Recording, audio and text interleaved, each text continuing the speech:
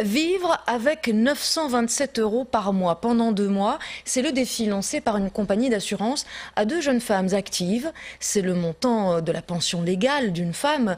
L'idée est de prouver que le pouvoir financier d'une pensionnée baisse considérablement du jour au lendemain et que la différence est de taille entre un homme et une femme. Olivier Pierre, Philippe Gaudin.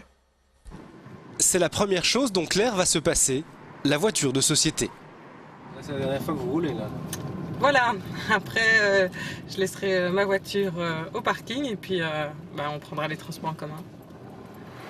Claire a 27 ans. Elle travaille dans une société de titres-service. Pendant 2 mois, elle devient retraitée. Enfin, juste d'un point de vue salarial.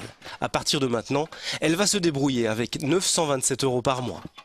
Ma première action qui est très facile, c'est faire mes tartines pour aller au bureau. Ça économise déjà beaucoup plutôt que d'acheter un sandwich.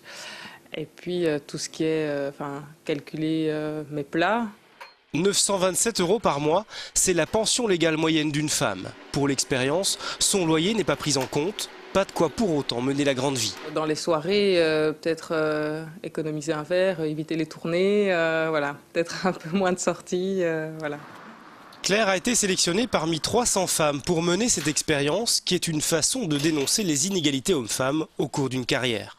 C'est parfois encore les femmes qui vont assumer les responsabilités familiales et d'autre part parce qu'il y a toujours aujourd'hui un écart salarial entre les hommes et les femmes. J'aimerais que les gens prennent conscience qu'il y a encore de grosses différences entre la carrière des hommes et la carrière des femmes.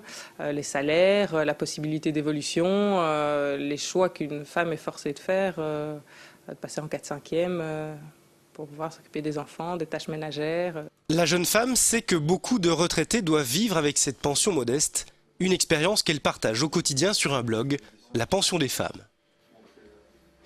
Dans le reste